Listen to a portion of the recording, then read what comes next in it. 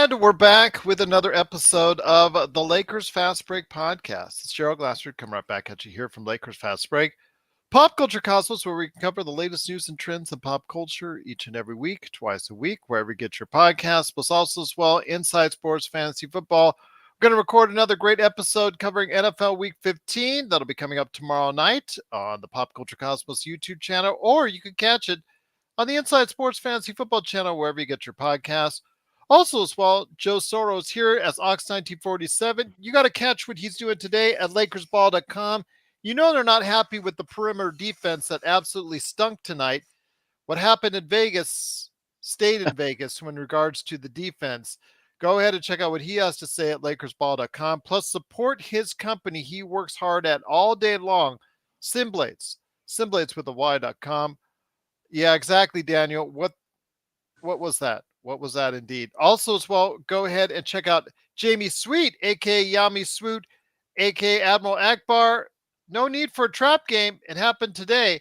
So there you go. But he is the man behind his 5 Things articles, along with Laker Tom, the #1 Lakers blogger that's out there at Lakerholics.com. Of course, also as well, our good friends, Empire Jeff TV.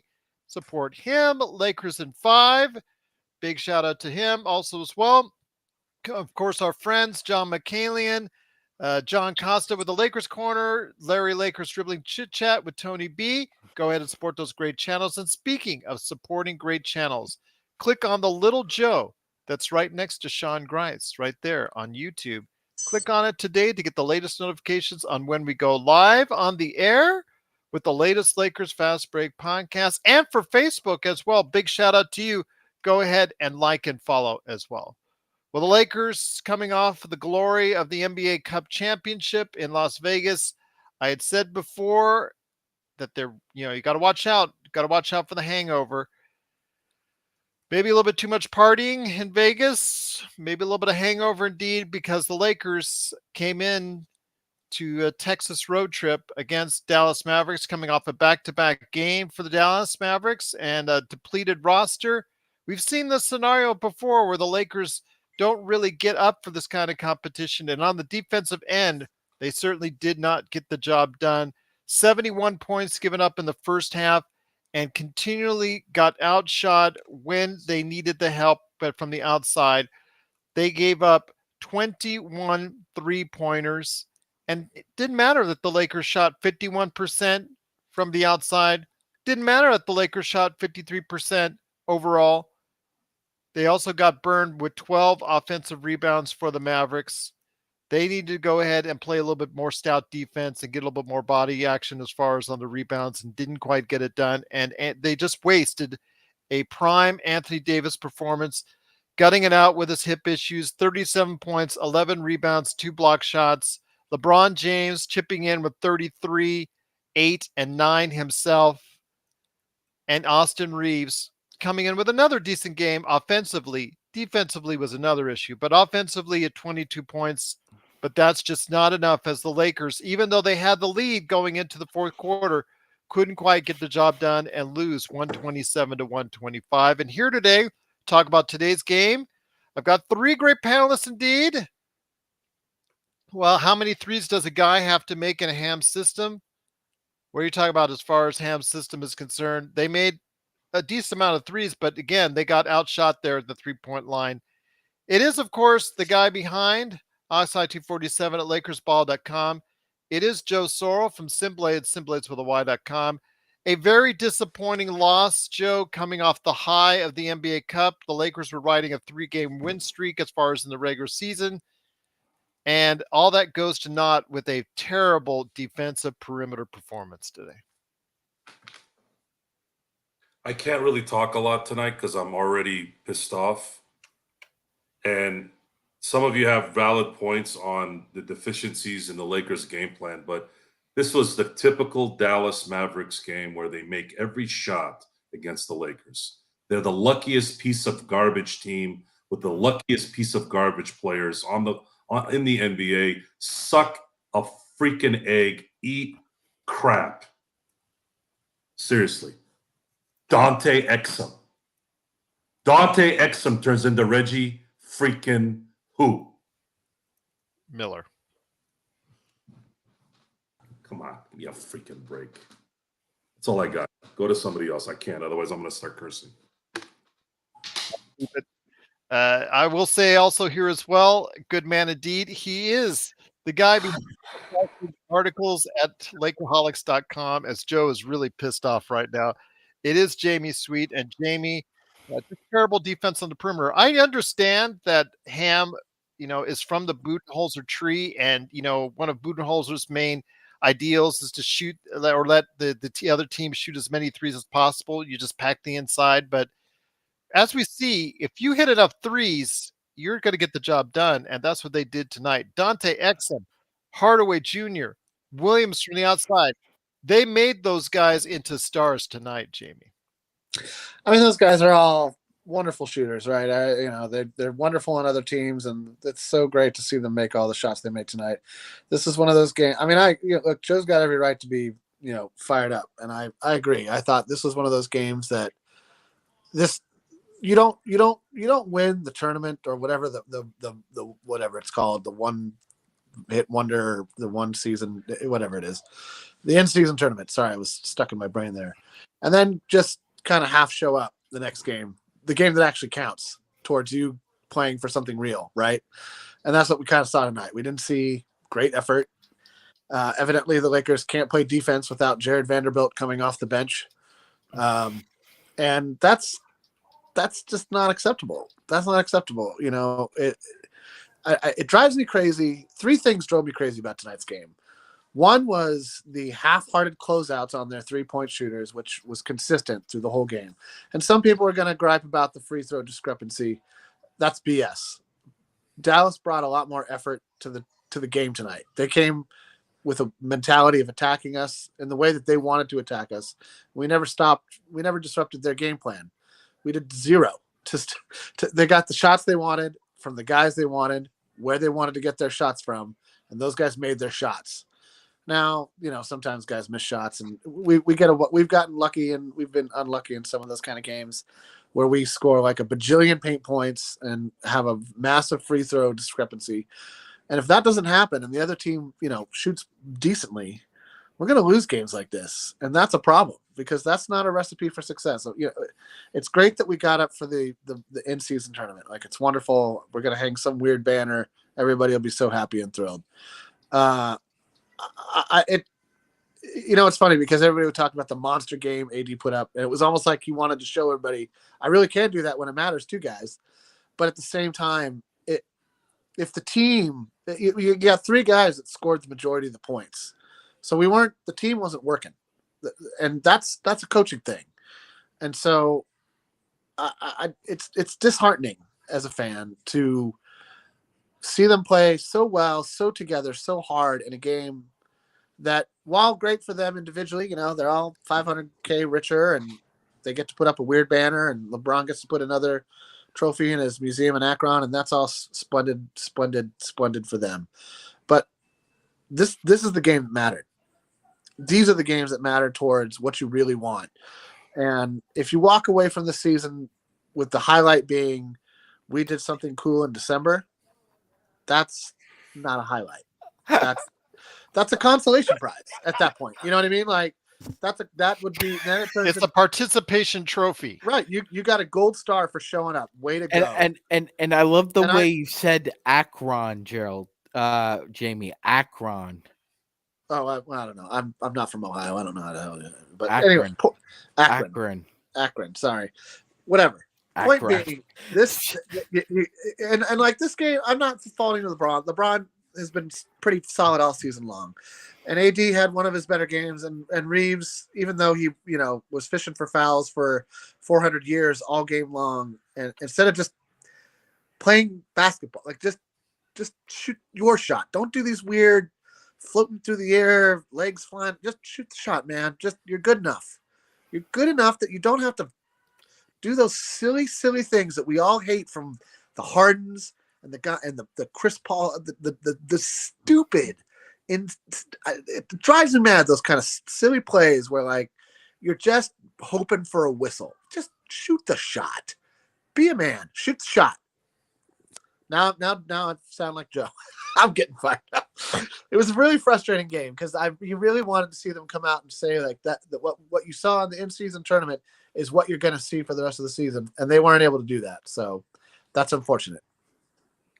Once again, it is the Lakers fast break. The Lakers do lose 127 to 125.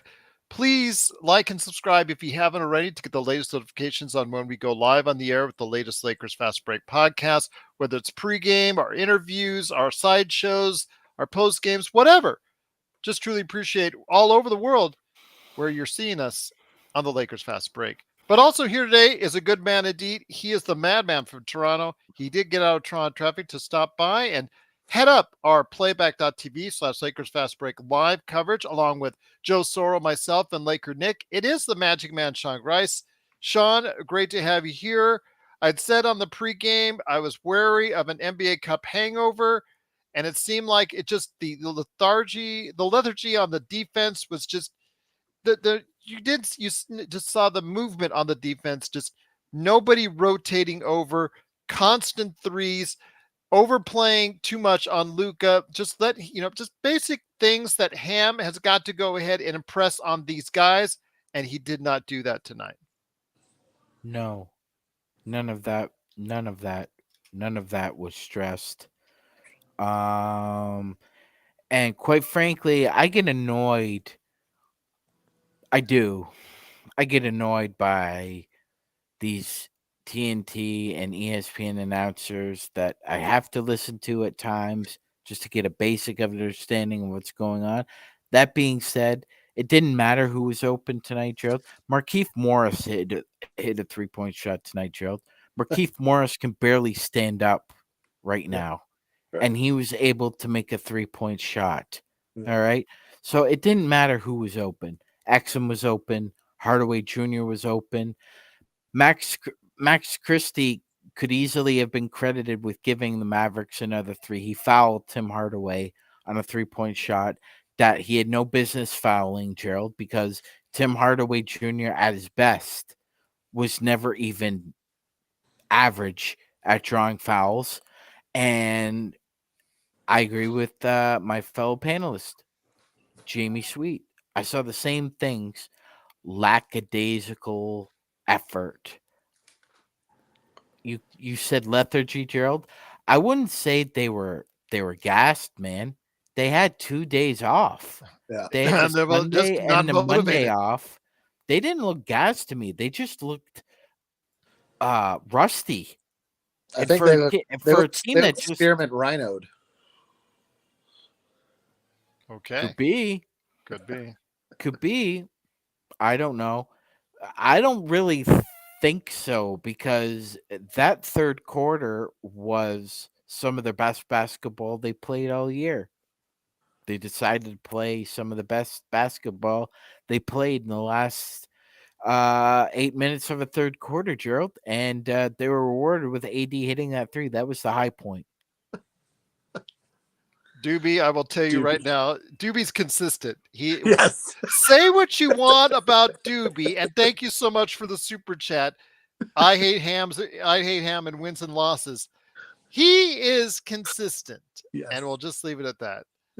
Joe, Gerald, regardless of this effort or not, we've talked about the backcourt and its inability to be consistent.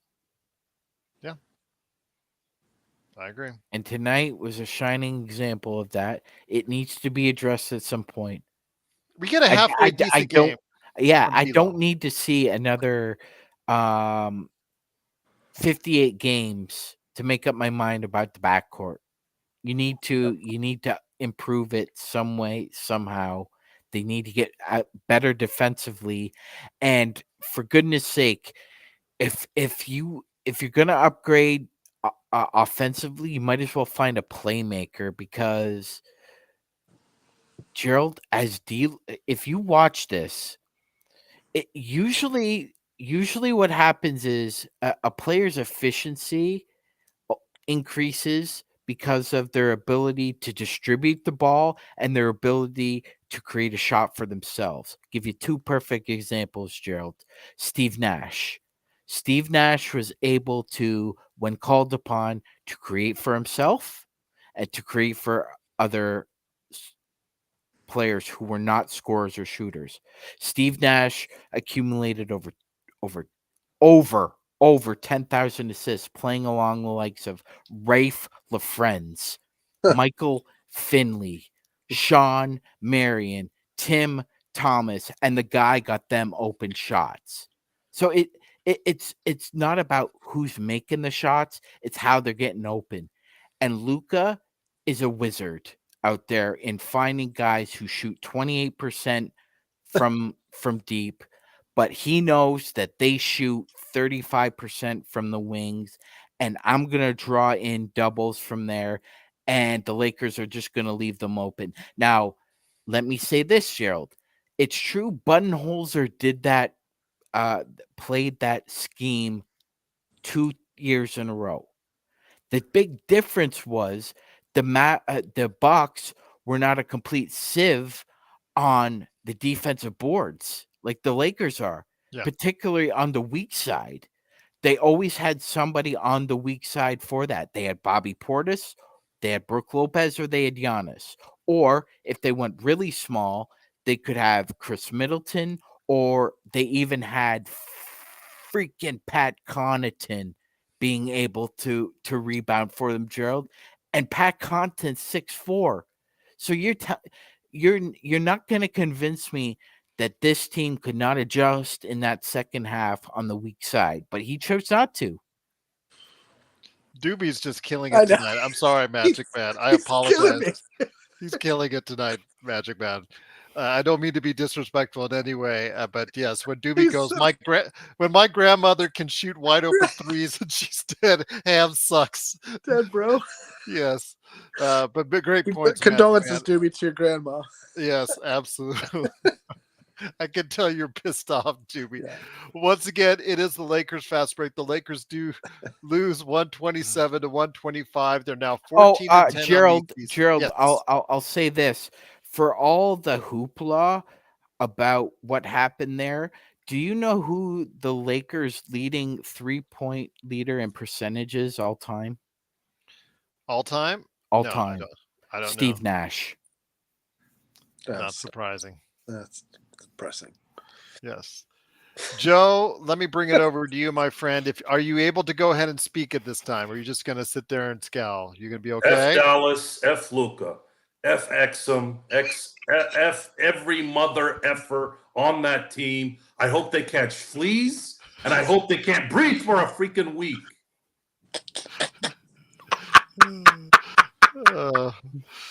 Oh my gosh. They're going to suck ass in the next game. Watch.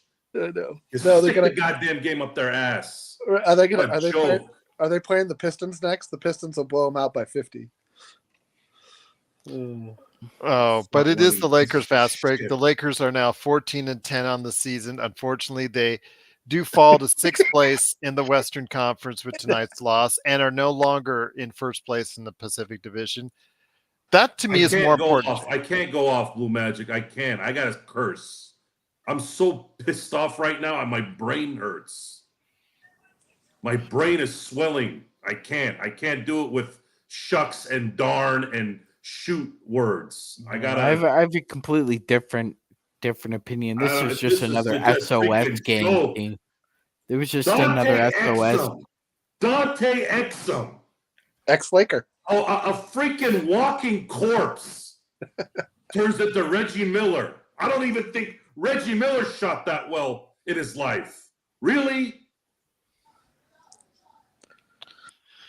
Well, I don't know. 8 points in 9 seconds is pretty good. Can't stand this team. Can't stand that freaking whining girl, Luka. They pushed AD in the back, and he's bitching and whining. Yeah.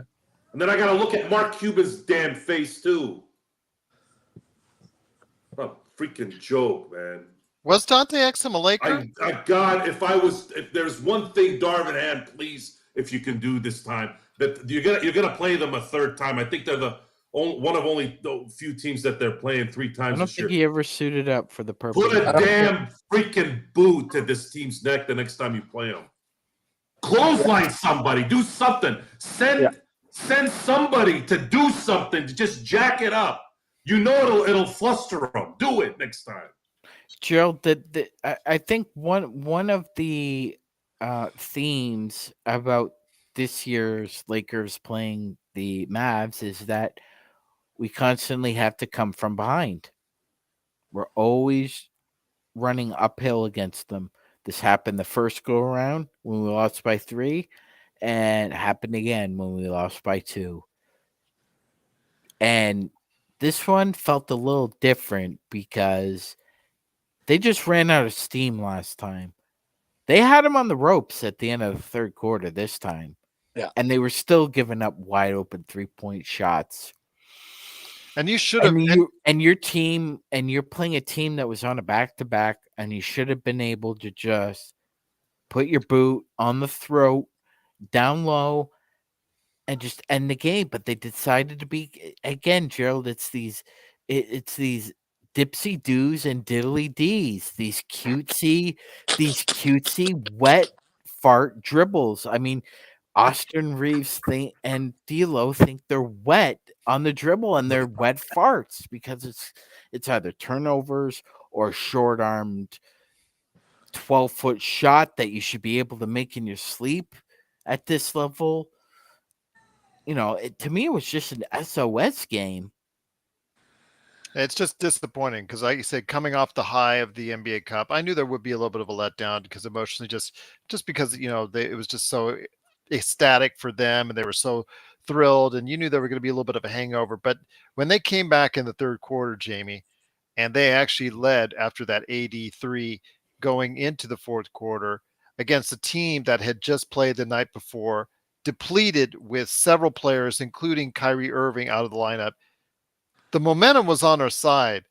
Just the shot choices and the defense on the perimeter really killed us. And Gerald, while the defense on the perimeter was bad, the defense on Luka was actually pretty good. He just made the right passes.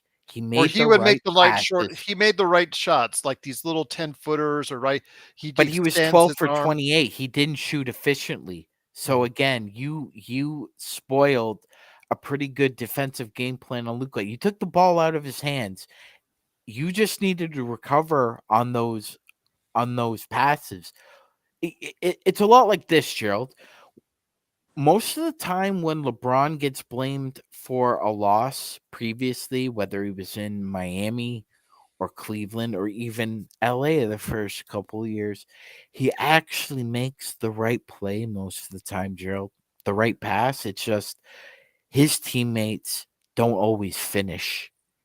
And tonight, Luka's teammates finished. That they did. 12 for 28 and only 6 free throw attempts, Gerald. Luka can get to the free throw line 12 to 15 times a game if he wanted to. So the perimeter defense by Reddish, I thought, was actually half decent. Some of those were just brush fouls. They were just brush fouls that the refs called. And oftentimes what I don't like, and I've seen it time and time again, whether it's in high school, college, or the pros, is that a coach sometimes, instead of actually coaching the feel of the game, they'll actually just coach conservatively. So if a guy has 3 fouls, they'll take him out. I don't always agree with that. Depending on the way the game is being called, you can take a chance, especially with a great defender. And that he was unwilling to do that with AD. I thought he should have stuck with him, even with that second foul.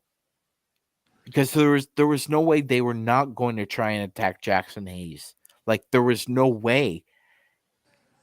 And even with LeBron out there, you still didn't have the size, and you still didn't commit to the weak side, even though you knew that's where most of the shots were coming from.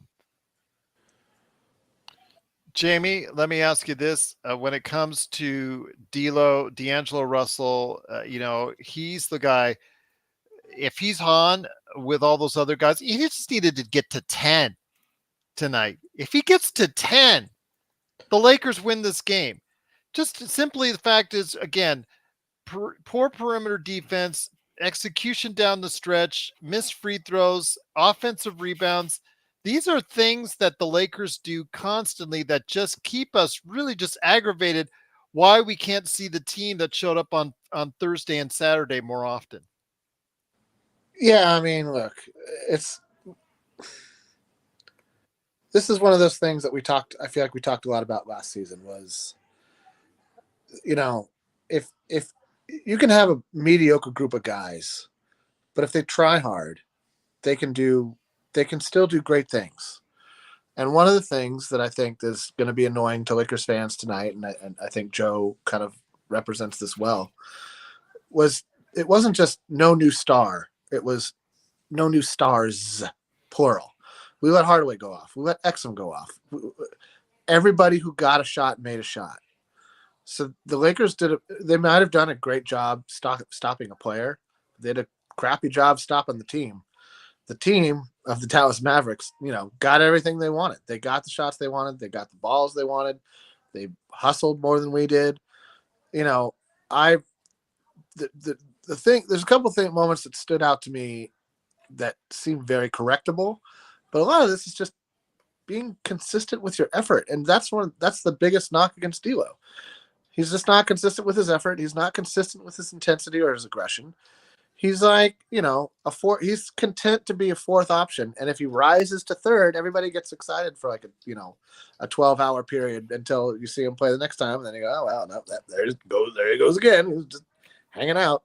And so that's why he's going to be one of those middle of the road guys. And that's fine, right? He'll make plenty of money. I'm sure he'll get a jet ski and do cool stuff later on in life. And that's wonderful for him.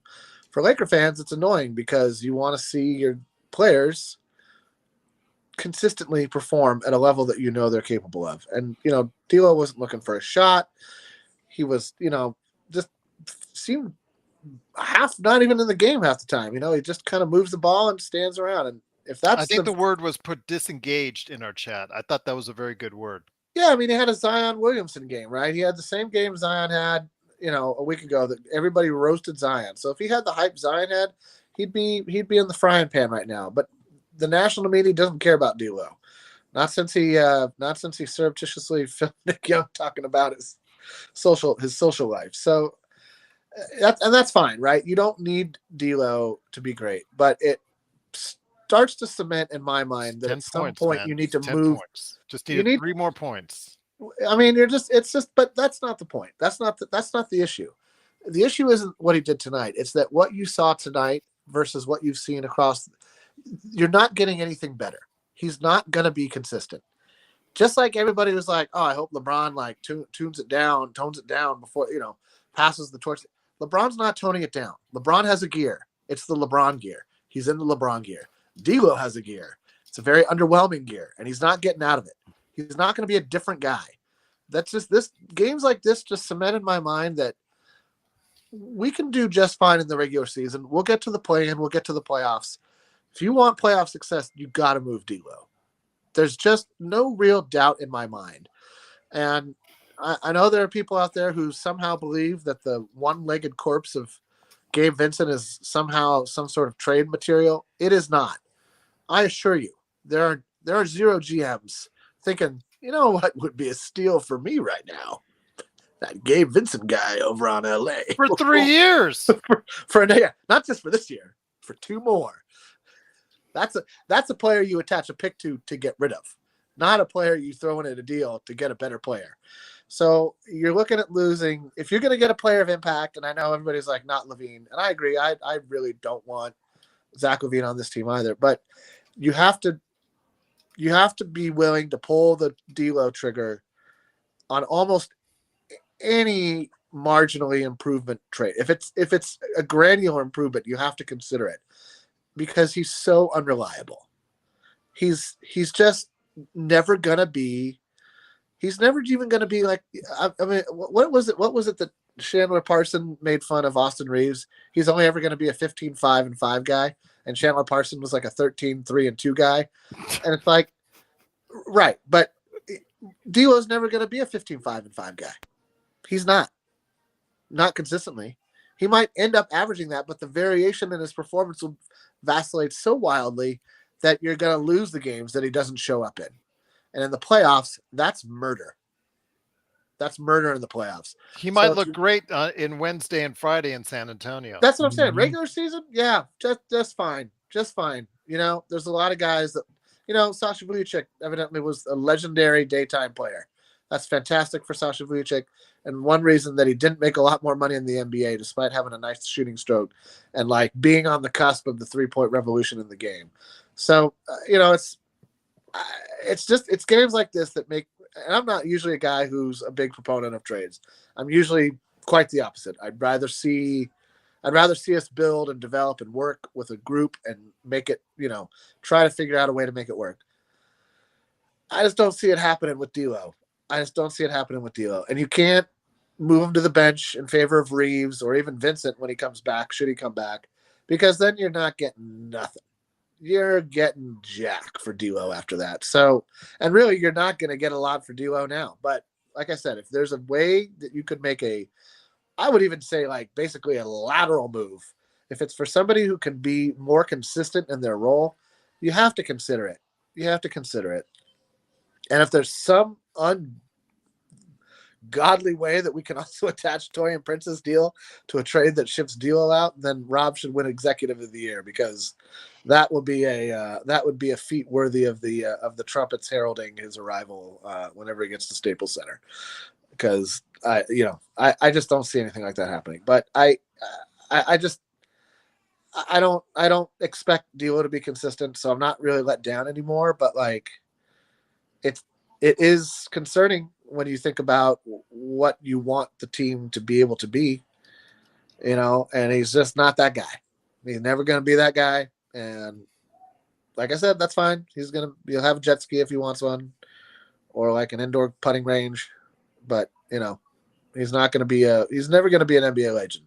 And he's not going to be a guy that's part of a consistent winning culture, because he's just too inconsistent. And when you see that in games like tonight, and like we're all saying, you know, tomorrow against the Spurs, he'll hit 6 threes, and it'll be great.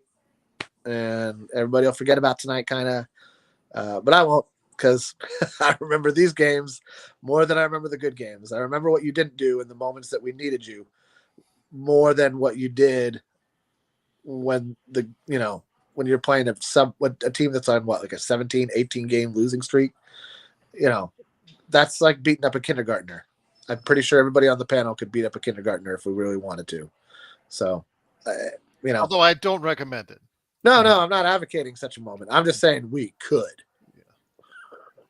Right. I don't know. Yeah, I mean, I when D'Lo doesn't, you know, show up for like a 10-2-2 game, I'm mildly surprised at this point. That's the bummer. You know, it's unfortunate. And the Lakers have had a big starting point guard problem for a while now. You know, it's nothing new. It's we've had a hard time filling that starting point guard slot. Really since Derek Fisher left, which is a little bit depressing when you think about it, considering the incredible number of very talented point guards that have passed through the ranks of the NBA in the last, I don't know, when did Fish retire? 10 years ago? 8 years ago? I don't know. It was wild. You know what, Jamie? I gotta be honest. I think Steve Blake provided a tad bit of stability, so you could throw him in there. Yeah, maybe. But yeah, I mean, yeah, maybe. I don't know. He was hurt so much. It's hard to. He you know, I don't know. It's just been Everybody was hurt. Everybody was hurt on that. Everybody was hurt during those years. And it's just been a problem, you know. The start, but that's what's astounding to me. It's like for the number of really incredibly talented point guards that are out there in the NBA in the modern game right now today, for the Lakers to continually come up with like a pair of twos is a little bit depressing. It's a little bit like, huh? What do you you're drafting and then we draft Jared Hood-Schifino. And it's like, what are you doing? What is your problem? Do you not know how to evaluate and assess point guard talent in the modern NBA or what? Like, I don't know. It's a little bit odd, but there it is. Yeah, you put Jalen Hood-Schifino against Killian Hayes. You won't put Jalen Hood-Schifino against Luka Doncic. He'll never get minutes on this team. He shouldn't get minutes this year at all. If he gets minutes, it means too many people are hurt. That's the truth of that. I mean, is anybody else amazed at how poor the defense looked without just Jared Vanderbilt? Is it just me? It was just... That's the only missing ingredient tonight. He was out with back injury tonight. So. Right. And it's like, what? Dude only plays like 14, 15 minutes a game, and he's like some sort of linchpin. Well, there's actually he covers a lot of ground. Actually, Jamie. I know. No, but you'd be surprised at this. He's the hardest player. He's the hardest playing player on the team right now. You'd be nobody plays surprised better than Vando. You'd be surprised at this.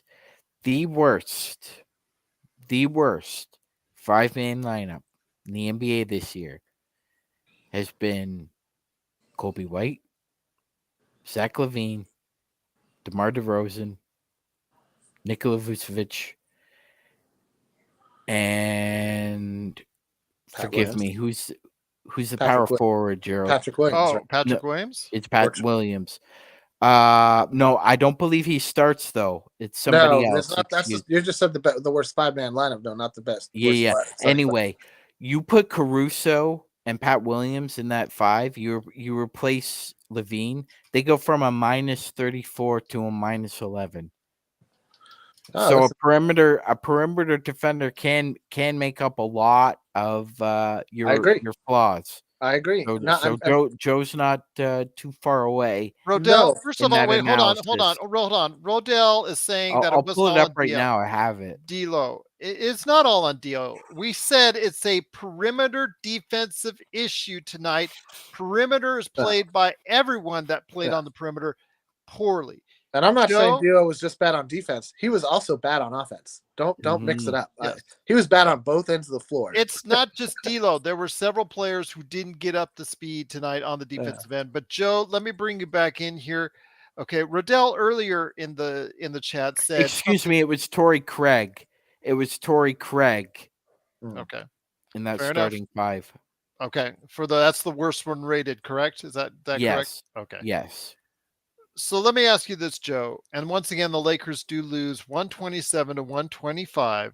They fall to 14-10, and they're now 6th place in the Western Conference. Rodell was saying in the chat that an upgrade on the perimeter, an upgrade in the backcourt would not have helped the Lakers tonight. Do you agree or disagree? If these clowns had just missed a couple of threes, the Lakers win this game, and we're not talking about D'Lo's issues, whether we were missing this, whether we were missing that. The loss exasperated. It just expands the whole, let's nitpick exactly why we suck or why this guy sucks and why we need to trade him. The reality of the trades that could happen is we're going to need a team to give the Lakers a player that they desperately need to move. Yep. Which means it's likely going to be a large contract. So it's just not likely that's going to happen with the current payroll. What I'd like to happen is I'd like everyone to be healthy at the end of the year and please get at least a 4th seed. And that's how I'm looking at it the rest of the way. The Lakers might have looked like they were lackadaisical. I didn't believe they were. I believe they played well. They were shooting well. They were distributing the ball well. AD played well. LeBron played well. I was very happy with their performance. Sure, they could have maybe tightened the defense up a little bit, but no one in the freaking planet knew these guys were going to hit 99% of every goddamn shot they took. Okay? This is what these a-holes do. This isn't the first time. I'm not angry because it's tonight. It's because it's always like this with this goddamn team. And I hate them. I hate them, their owner, their existence. I hate them all.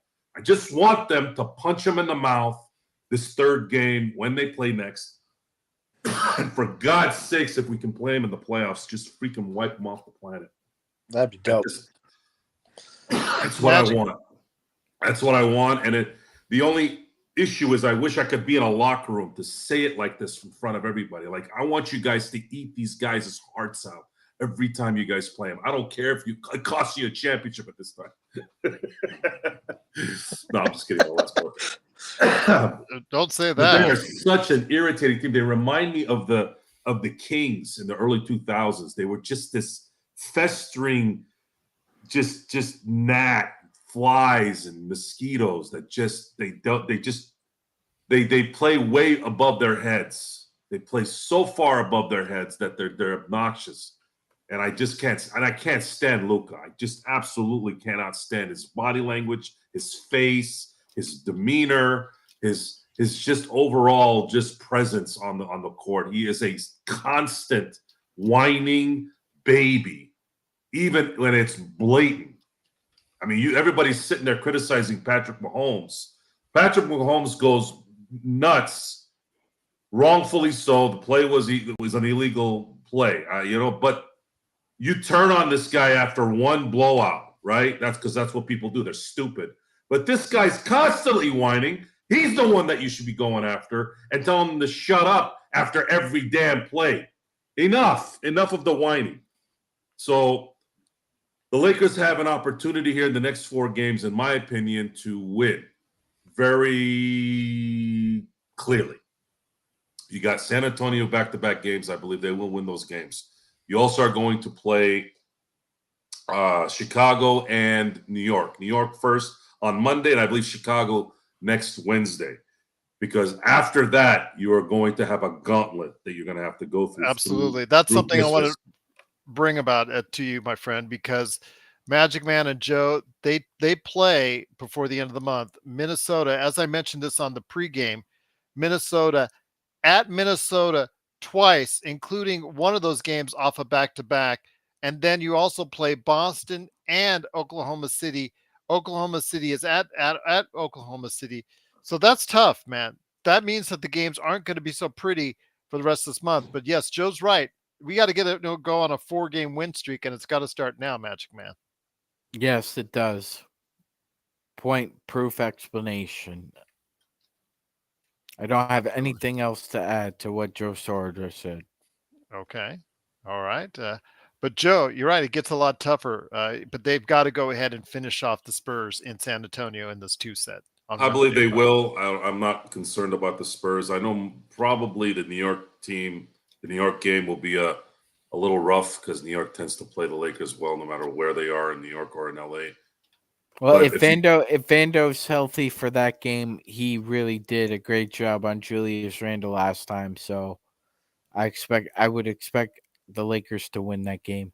I'd like the Lakers to win the next 4 games to get some distance here in with their record, and then if they win a competitive game, if you lose competitive games against, let's say, Oklahoma City and Minnesota, and then maybe beat Boston on Christmas Day, I'd say I'm going to hope for 2-1 out of those 3, but I wouldn't be surprised if it is 1-2. Just make sure the 1 is on Christmas Day against the Green Turds, please.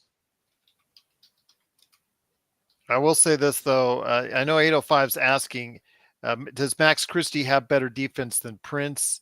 I just don't think, like tonight, Luka would have just manhandled him, as we saw in that short stint.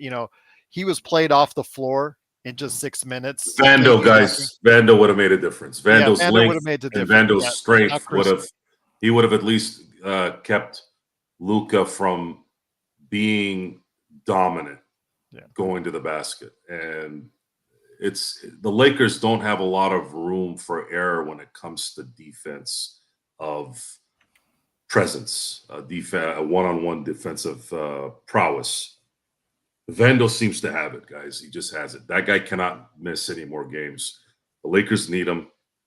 He fits a bill that and what it does is his defense ignites everything. It seems like when he plays and he plays well, the Lakers seem to go on massive runs and end up winning by a lot of points just because there's a frustration on the other team that they can't do anything. And that's what you're supposed to do when you're dominating on defense is you frustrate the team so much that they're like they can't think. And they couldn't do that tonight because they didn't have the right player to do that. So do something physical, you know? I'm not saying clothesline, that's a little exaggerated, but do something, especially to that freaking prissy little boy, Luka. Do something to get under his skin. You can still do that. Have some nuts and do something to get into the mental part of things. I don't see that anymore. Can we get to that again? Can we do it? That asshat in San Francisco does it. Why can't we do it? At least with some control. At least he's an idiot. He has no control what he does, kicking people in the nuts and choking them, going after the weak antelope and choking them. He wouldn't choke somebody like Shaq or anybody like that in their prime, would he? No. He goes and chokes Gobert. What's Gobert gonna do? Sneeze on him? No. We need some kind of an enforcer on this team when things like this happen. And I don't know why we don't have that anymore. I'd like to really, really go into a locker room and pump the team up and just do something. Just do something when somebody keeps doing this to you. But maybe I'm just being stupid and not realizing it's 2023 and they don't do that stuff anymore. I just think it's a positioning issue as well, Magic Man. It's the way that they're coached. They're coached to let them take those threes. And tonight, as you said in that tweet by Darvin Ham in a statement, the statistics bore out is to let Exum take the threes. So, Z, it doesn't matter who would be guarding Dante Exum. They were all told by the coaching staff, Magic Man, to play off of Dante Exum. That's what you saw tonight. You saw it tonight with D'Angelo in a play where he could have, he stayed right on him. He stayed right on him for the first pass. When the pass came off to him, he had just meandered a couple steps off and let them shoot. And obviously Dante Exum made it. The same thing would have happened if Max or anybody else is because that's what they were coached to do is tonight to let Dante Exum shoot. And that's what got them burnt. Yeah, absolutely, Gerald. It'd be the same game plan if you were playing the Portland Trailblazers and you were looking at the data sheet for Matisse Thybulle. Leave Matisse Thybulle open. He's a poor 3-point shooter. He's the one if we get cooked, we get cooked by him. That being said, that can be a game plan, Gerald, but you've got to adjust. You got to adjust. After he went, so he shot 8 for 10 from the field for the game. He shot 7 of 9 from 3. After he was 4 of 6, that's when you likely should have made an adjustment and just say, make sure he doesn't get any airspace. But Gerald, the trust factor was huge tonight with Luka. He was 12 for 28 from the field. The Lakers actually did an admirable job on him. And Exum had, according to NBA.com, Exum had 2 wide open threes. Grant Williams had 2 wide open threes. Hardaway had 3. So you're talking about 7 of the 21 threes being at least wide open, Gerald. That's 6 feet or more. You have to adjust for that. Let's be honest, Gerald. Kyrie Irving, Josh Green were out. Those are probably 2 of their 4 best athletes. They don't really have a lot of athletes outside of those 2 guys. And you made inexcusable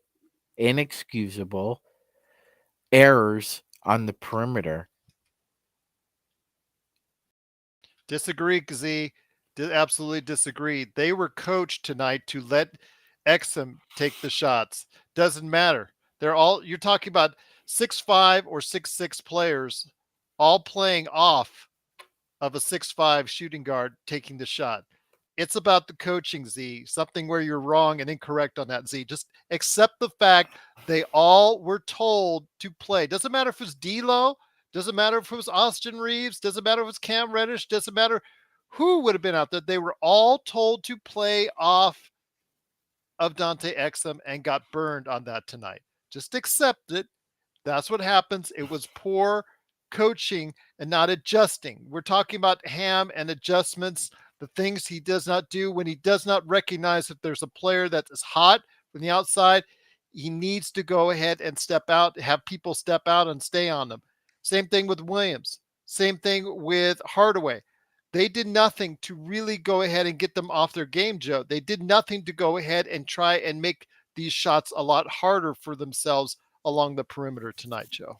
Well, they tried to sag off to distract Luka a little bit, and I believe they were hoping at some point this team would start missing, and they didn't.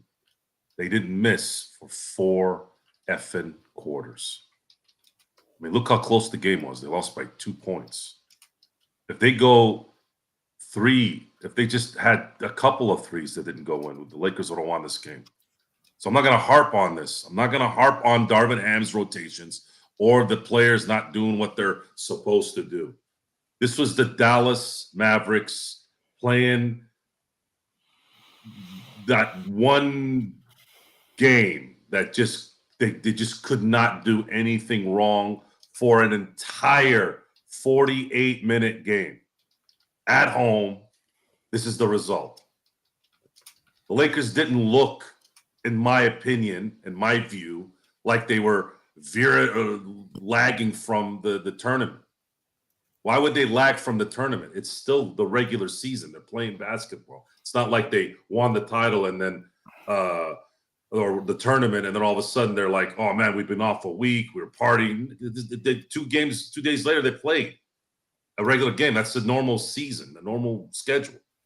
So no, I'm not gonna get on Darvin Ham tonight. I'm not gonna get on the players who apparently sucked on defense. No, this was the freaking Dallas Mavericks playing out their ass, and I don't believe we'll ever see a team play this good, especially from 3, especially that freaking dead guy that's been dead for freaking what, 10 years? All of a sudden he gets resurrected.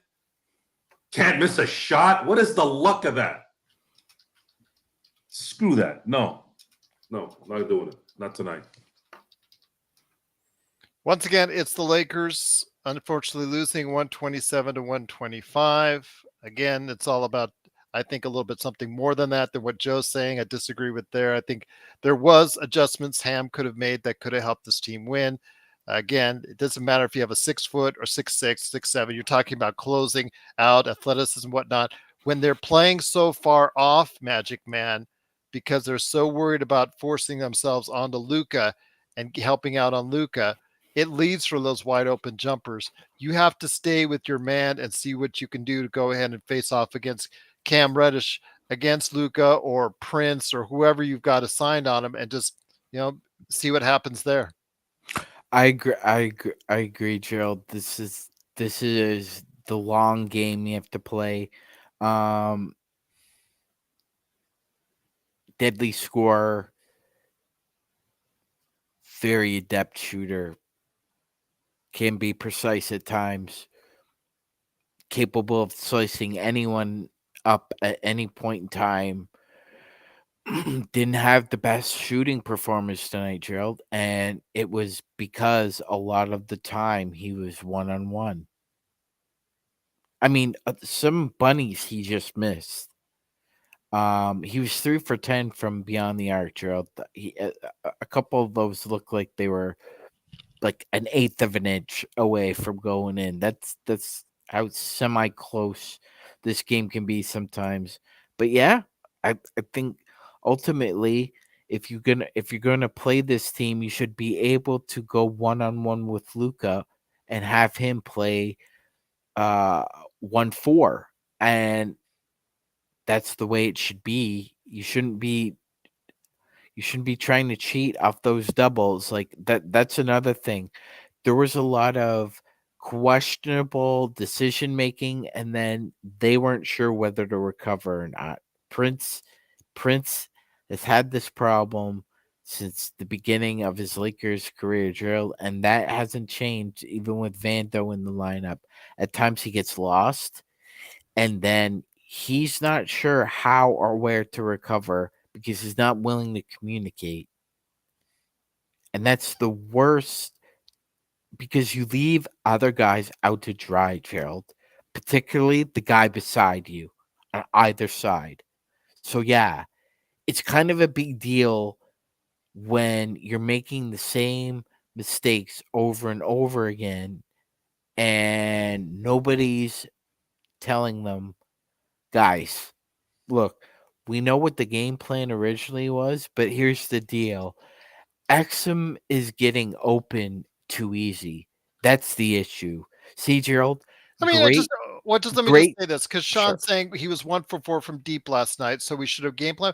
No, you don't game plan for Dante Exum going into the game, but that's why you make those adjustments, correct, Magic Man? Yes, Gerald, That's 100%. what we pay Ham for, is to make those adjustments. Absolutely. Let's check the cover at the door here. Darvin Hammock has to make sure that everybody's right on that floor, and when Exum is bombing away, you have to get somebody into his airspace. I mean, if he's gonna make him, he's gonna make him. That's the thing. I mean, Tim Hardaway had a hard problem with his man tonight, Gerald, whether it was Austin Reeves, Prince, Reddish, whoever got switched on him, they tried to take away his airspace. Exum and Grant Williams had more of an easy time, Gerald. A lot of the times, have you noticed that D'Lo will get picked on at the above the break just before the wing, Gerald, and teams will try and drag him away from the corner because he tries to think that he could sneak in, right? That's what happens a lot of times now. Austin or D'Lo try to bluff, and the bluff doesn't work, and then you leave your man open. That's a problem. That's a coaching issue as well. It's not just a player issue. It's a coaching issue. If guys are going to make shots, they're going to make shots. You don't leave your man open. Yeah, I agree. But then again, once you start seeing them feel it, yeah, you have to go ahead and just try to make him uncomfortable. Do something to go ahead and make him adjust. And the adjustment isn't, it wasn't there. Joe, it is another loss for the Lakers. The Lakers are now 6th place in the Western Conference. Again, a chance to get right over the next 4 games against very beatable teams. Any last thoughts, my friend, before we head on out? I just shrug this off, Lakers, and focus on the next 4 games and try to get this next 4 games so that you've got some room to compete in the next 3, because the next 3 are going to be extremely difficult.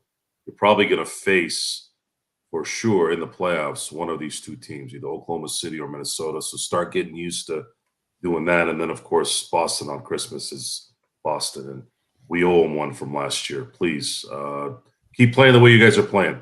Please.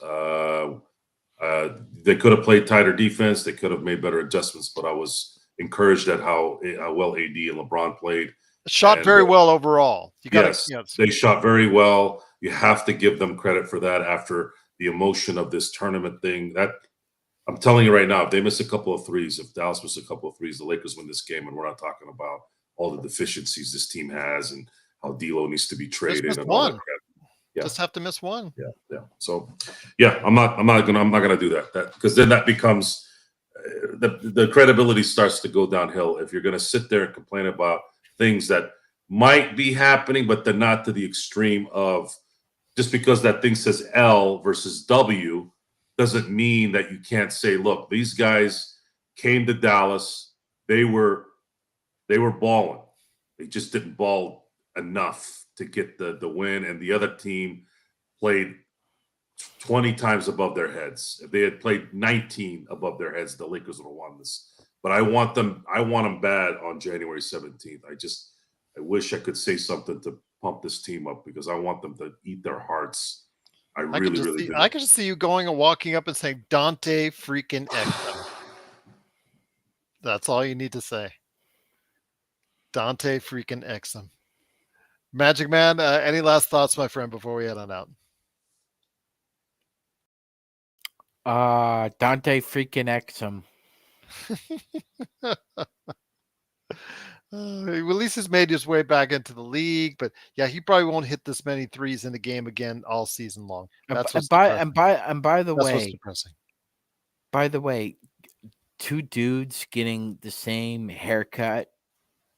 That's like two women wearing the same dress. So I would say next time one of you tries to get a fade, Grant Williams, you check first. Make sure it's okay, because it's not a good look. Darren said LeBron's not going to get easy layups in the playoffs. Look at Saturday; he was challenged. Yeah, but again, that's when he can go ahead and get inside like that. These are games you should not waste when it comes to it. When you have LeBron scoring 33 and AD scoring 37, and actually, Austin Reeves 22. 3 guys above 20 points, and you still managed a way to lose. And that's what's the disappointing part. I think that's when it comes down to it. You get the offense that you need to win games. It's just you just find ways to not get it done. The offensive rebounding, giving up 12 offensive rebounds, that's still an issue with us. And of course, also as well, the perimeter defense, just choosing to go ahead. And Williams is a 40% shooter on the season. Don't know why you left him open so much. Hardaway, he gets hot from the outside. You continually left him open as well. Again, it is what it is. You guys have your opinions on Darvin Ham, and tonight just didn't quite work out as the Lakers lose 127 to 125. But hopefully they can get right again and get well again in San Antonio, because they're going to have a nice little stay in San Antonio for about 3 days, because they'll be there Wednesday and Friday in one of those little NBA quirk things they're trying to do to save on the mileage on the players. So hopefully the Lakers will take advantage of it. We'll see if LeBron or AD are sat down for tomorrow night's game. We know AD was hobbling throughout the game, and whatnot. He fell down several times. What a shock. But hopefully both guys will be upright when they play, hopefully against Victor Wembanyama on national TV tomorrow night. Go ahead, Magic. Yeah, the fall brow. Drinking game was good. It was in effect tonight, so that's for sure. Once again, it is the Lakers losing 127 and 125. I want to thank Jamie Sweet for stopping by. Go ahead and support him and Laker Tom at Lakerholics.com, and to support Joe at Simblades with a Y.com, and Magic Man does an incredible job each and every time out on playback.tv. Special shout out to Laker Nick, and special shout out to the best Lakers chat room that's out there, right there at the Lakers Fast Break. So for Joe Sorrow, Magic Man Sean Grice, Jamie Sweet, this is Cheryl Glassford. Thanks so much for watching and listening. We'll be back tomorrow for the pregame. And of course on playback.tv/Lakers Fast Break for the Lakers in San Antonio. And the postgame, the best that's around, is right here at the Lakers Fast Break podcast.